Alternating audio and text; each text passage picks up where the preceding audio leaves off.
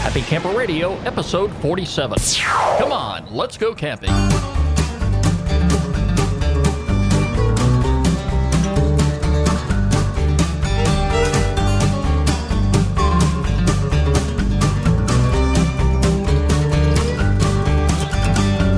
Hello, my friends, and welcome back once again to the Happy Camper Radio Show. This, my friends, is the place to be when you're ready to talk camping. Camping is what we're about. Camping is all we talk about. It's episode 47, and we're so glad to have you along.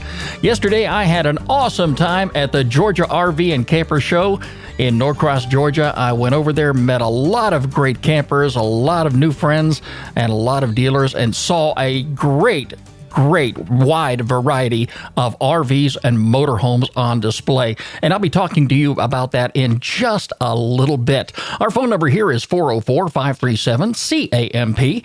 You can give us a call anytime, day or night, with your camping question, your comments, anything you want to throw at us. By all means, pick up the call. That number again, 404-537-2267. You can like us on Facebook, follow us on Twitter at Camp Talker, and add us to your circles on Google+. Of course, you can access any one of our social media pages by reaching out to our homepage, which is www.happycamperradio.com. And if you haven't already done so, by all means, click on our RSS feed, and this way you can subscribe to the show and never miss a single episode. For you smartphone users, you can find us on the iTunes Store, the Stitcher, the MyroGuide, and BlackBerry podcast directories. Very easy to look up. Just plug in a Happy Camper Radio, and there we will be. Taking a moment now to shout out to a good friend of ours, Arnold from Jacksonville, Florida, who reached out on, he reached out by email to us this week and had an interesting camping question. Arnold, I'm so happy to hear that you and your son are going to be going on a backpacking trip real soon. How great is that? You know, folks, it really warms my heart anytime I hear of one of our listeners who plan on taking their child, and I don't care how old that child may be, whether it be 5 years old, 18 years old, or even 30 years old. But to get family members together and say, hey, let's go on a backpacking trip. Let's go on a camping trip. What better way to bring a family together than by enjoying great times in the wilderness? And Arnold's going to do just that. Arnold, stay in touch with us and let us know how that backpacking trip went. Let's take a moment now to get our campfire lit.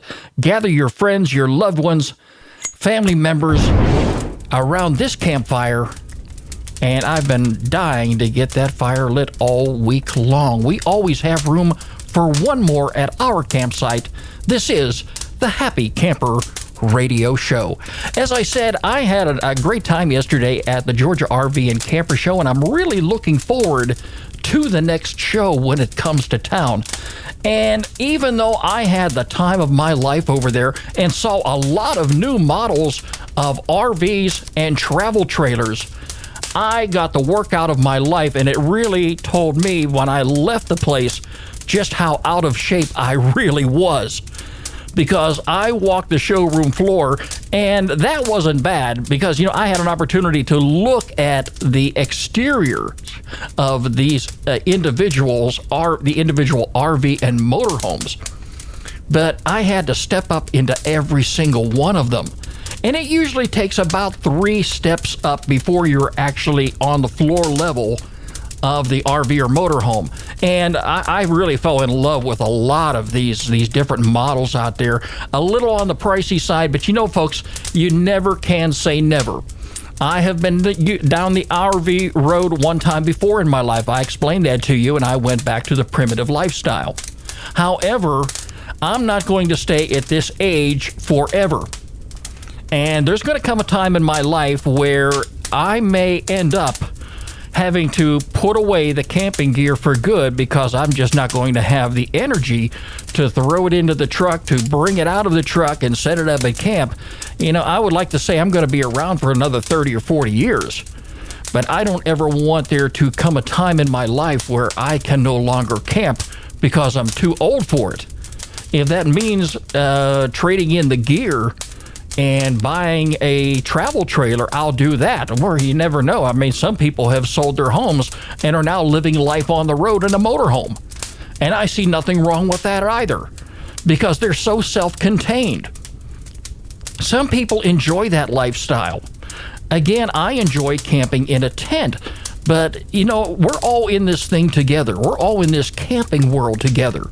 And we go to these campgrounds and we get to meet one another. We get to meet people. And, even if you don't ever meet that individual again, you will have made a friend for life. And I made a lot of good friends yesterday at the Camping and RV show. And again, I've talked to a lot of dealers who were out there. Hey, I also want to take a moment to say hi to John from the Stone Mountain Campground. That's very close by to where I live. Now, I have camped over there over the past several years on a number of different occasions, both when I had my truck camper. Also, I've camped out in their campground with a tent. And it's a really nice campground. It's a great place to get away. And I met John for the first time yesterday. He was over there with the Stone Mountain Campground display.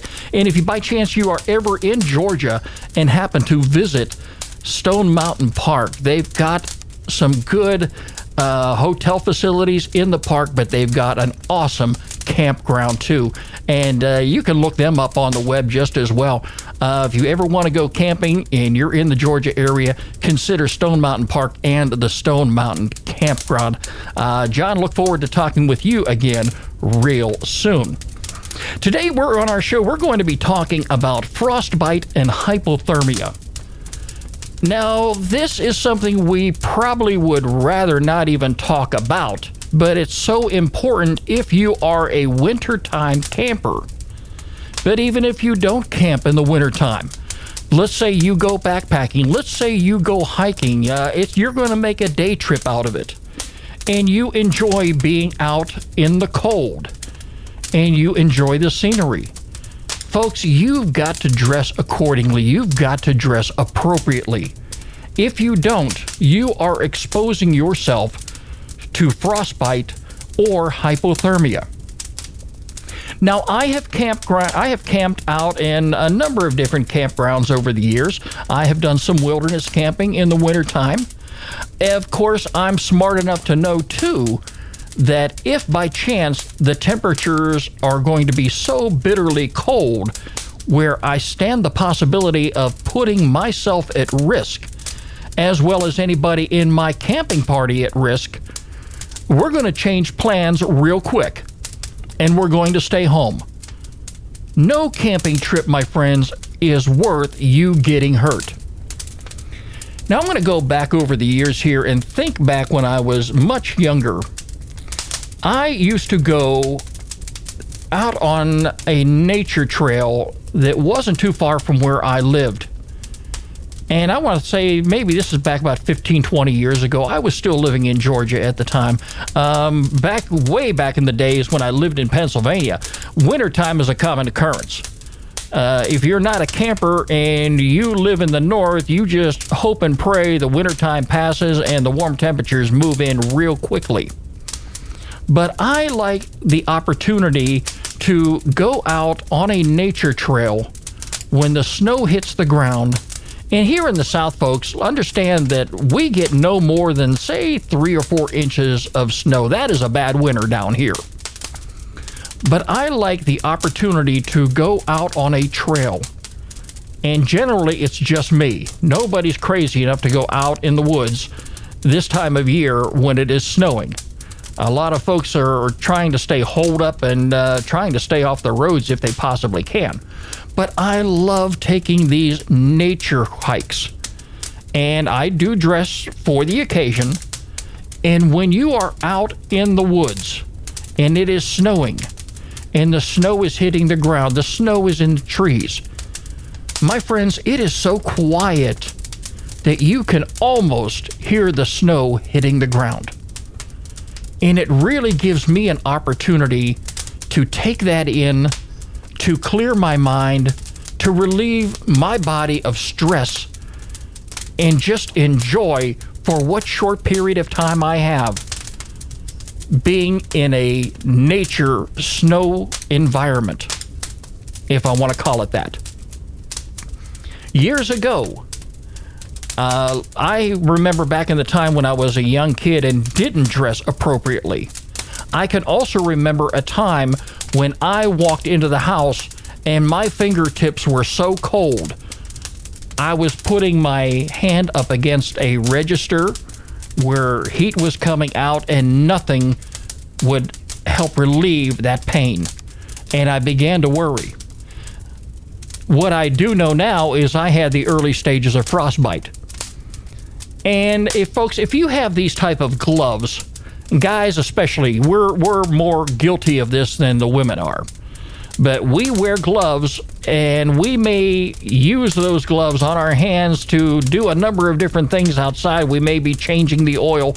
We may be changing the fluid in our radiator. We may be changing a tire, and we may be doing something where we're putting our hands and our fingers to use, and we're trying to keep our hands warm at the same time. Eventually, what's going to happen, and you think about this, how many times have you had to throw away a pair of gloves because the fingertips in those gloves were gone and exposed were your fingertips underneath? You should not be wearing those type of gloves in a cold environment where temperatures are below freezing. Throw them away and get a better pair of gloves. I have talked to you before about space blankets. In fact, over the past couple weeks, I have encouraged you to go ahead and buy a package or two of space blankets because they're only a couple dollars, and put them in your emergency supply box, and buy some for your camping supply box as well. Maybe even your backpack if you plan on going backpacking or on a day-long hike, because you never know when you're going to need those or when they may come in handy. Let's talk about frostbite for a moment. Now, frostbite is caused by prolonged exposure to cold temperatures. Frostbite may start with numbness in your hands, and you may not think about it at first. Frostbite will affect portions of your body that have the least amount of blood flow. These are generally the parts of your body that are the furthest away from your heart. Your fingertips, your toes, your feet, your nose, and your ears. These are areas of your body that you definitely want to protect when you are out in the cold temperatures. Children and elderly are at greater risk of frostbite than anybody else, and so are people with circulatory problems. The common areas of the body, like we say, are those outer extremities, your fingers, your toes, your ears, your nose, and what have you. Frostbite, when it settles in, can cause damage if left exposed to those cold temperatures. Frostbite can damage tissue, it can damage muscles, nerves, blood vessels, and in severe cases, if the tissue dies, the affected areas may need to be amputated. And you really wouldn't know how bad frostbite has settled in to find out how much damage is caused until you went to the hospital and went into the emergency room and got examined. It should never get to that point. So how do you prevent frostbite in the first place? First and foremost, my friends, you want to pay very careful attention to the weather forecast. If you are planning a camping trip, if you're planning any kind of an outing, even if it's a day trip, before you do anything, check the weather forecast. Find out what the temperatures are going to be. Find out what the wind chill factor is going to be. If it sounds too dangerous for you to be out there, change your plans.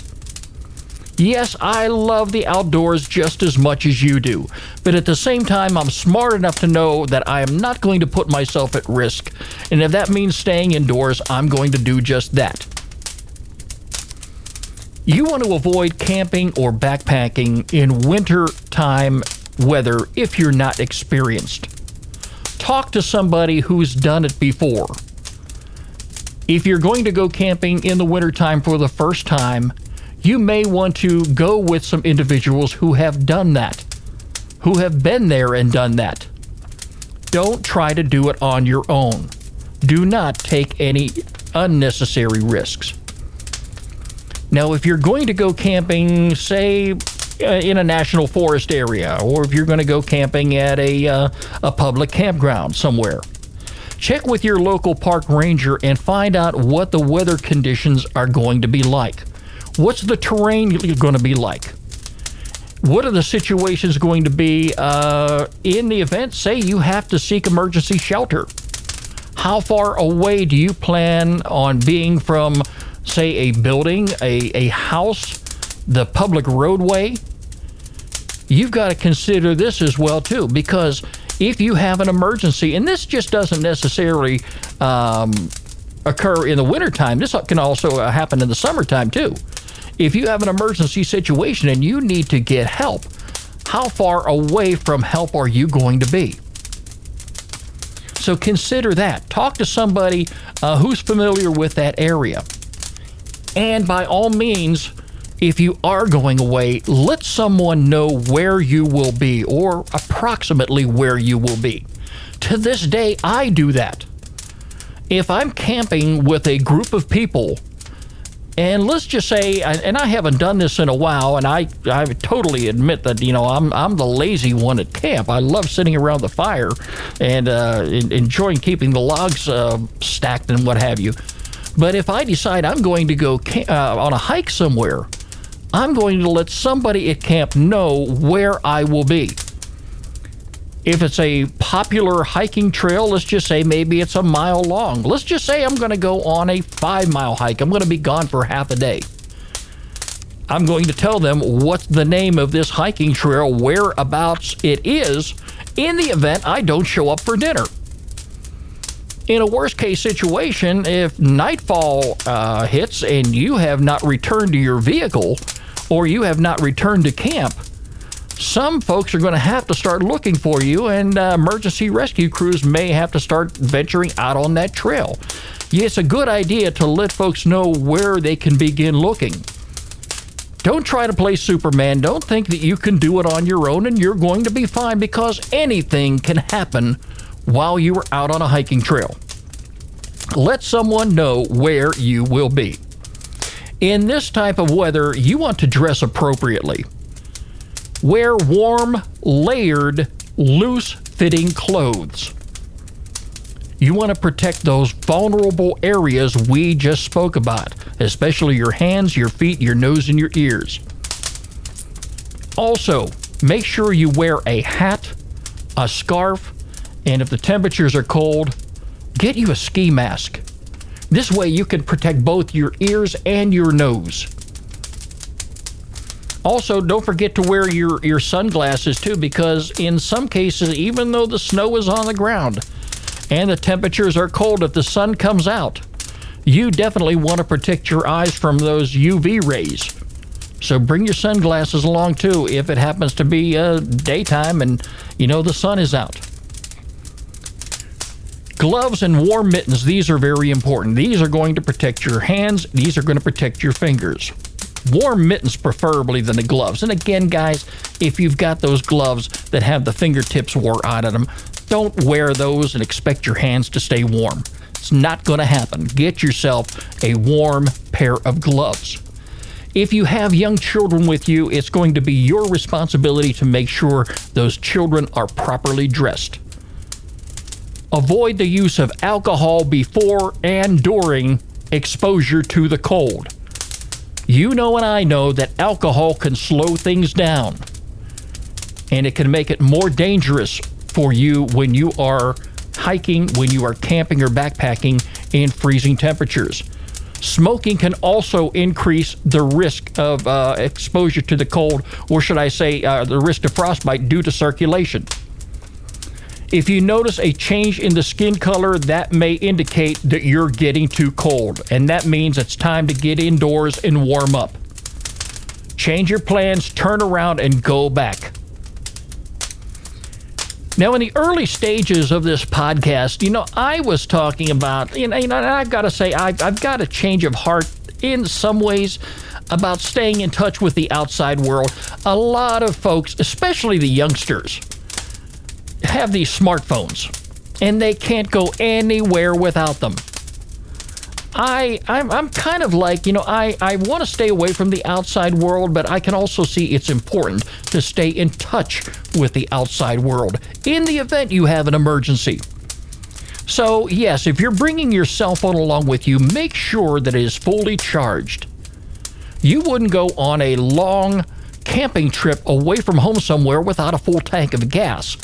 So why would you leave home with a cell phone that's half charged? Why would you go on a hiking trail knowing that you're going to be gone a half a day, almost a full day, and your cell phone has maybe a half charge or less of battery power? It's important that you keep your cell phone charged. Now, the only reason I say bring these smartphones along is because, I say, hey, bring the Happy Camper radio show to camp with you. What's so wrong with that? You can enjoy the show while you're there. So, yeah, and there's so many people have downloaded our program to their smartphones and, have taken the show on the road with them, whether they're traveling to about on a daily basis or even to the campground. So, hey, cell phones and smartphones do come in handy. If you run into a situation where you are on a trail, whether you're camping, and say, if you're trying to warm up, you noticed that you're not feeling comfortable in some way, shape, or form, and you get inside, you start warming up, and the pain in your fingertips persist. It's not going away. Well, then it's time for you to seek emergency medical attention. So keep that in mind. That's, it has to do with frostbites, and we're talking about that today on our program, as well as hypothermia, which we're going to be talking about next. Our phone number here again is 404-537-2267. That's 404-537-CAMP. If you have anything you'd like to weigh in on, as far as the show goes, if you have a show idea you'd like for us to talk about here on the program, definitely by all means touch base with us, or you can email me, Skip, SKIP, at happycamperradio.com. Now let's talk about hypothermia for a moment. This is common in very cold environments, and this occurs when the body begins to lose heat faster than it can produce heat. And anybody can become a victim of hypothermia. Let's just say you are in temperatures, say 40 degrees, which is not too bad. We've all been out in those kind of temperatures before. But let's say your body becomes exposed to rain, and it becomes chilled because of that rain. Say you have been sweating for a long period of time. What if a person was submerged into cold water for an extended period of time? They too can become the victim of hypothermia. Now, hypothermia affects the brain. Victims can become very confused. They may not be able to think clearly or even know what's happening around them. And if this does occur, they may not be able to do anything about it. And individuals like that, hopefully somebody is nearby. Somebody can take note as to what is happening and seeing that this individual is not him or her normal self and be able to act accordingly. Who's at risk for hypothermia? First of all, the elderly with inadequate food, clothing, and heat. If you have some elderly neighbors, if you have some elderly folks in your area that you know that you have been in touch with before, and let's say this is somebody who doesn't get looked upon as often as they should. They don't have family members constantly coming over or friends. Do the neighborly thing. If you notice the power goes out and the temperatures are bad outside, pick up the phone or even go out and knock on their door to make sure that they're okay. Babies sleeping in cold bedrooms can become the victim of hypothermia too. But I would like to think that the motherly instinct, and even the fatherly instinct for that matter, will kick in when it comes to infants and make sure that they are taken care of accordingly. Children who are unattended also can become the victim of hypothermia. Again, we try to tell you to stay away from that alcohol. People under the influence of alcohol who are not making very good decisions. can become a victim of hypothermia. So can the mentally ill. And as far as homeless individuals, hikers, hey, you can be a victim too. So can hunters and campers. So, just about anybody can become the victim of hypothermia. And these symptoms will include confusion, slurred speech, memory loss, and even drowsiness. If you're on a camping trip somewhere, if you see that the temperatures are dropping and somebody in your camping party is not being their normal self, they haven't been drinking any alcohol, they're sitting there, they're shivering, they're freezing, they're not making sense, they're not talking like they normally would talk, then that's a symptom right there that each and every one of you in the camping party should be paying attention to. Get this person inside, try to warm them up. What can you do in a situation where somebody is the victim of hypothermia? First of all, if necessary, seek medical attention immediately. If you can, get the individual to a warm environment. You want to remove all wet clothing because that can escalate the situation. Warm the center of the body first. If you have an electric blanket, great. Use that. Warm beverages can also help increase body temperatures, but do not serve alcohol to a victim of hypothermia. Also, you do not want to administer any beverage, period, to a person who may be unconscious. If you'd like to learn more information about frostbite and hypothermia, go to our website, which is www.happycamperradio.com. Click on the Safety Tips tab and look at the drop-down menu. You'll see two separate categories right there in front of you, frostbite and hypothermia. You can learn more about it right there. It's time now for our featured campground of the week here on the Happy Camper Radio Show.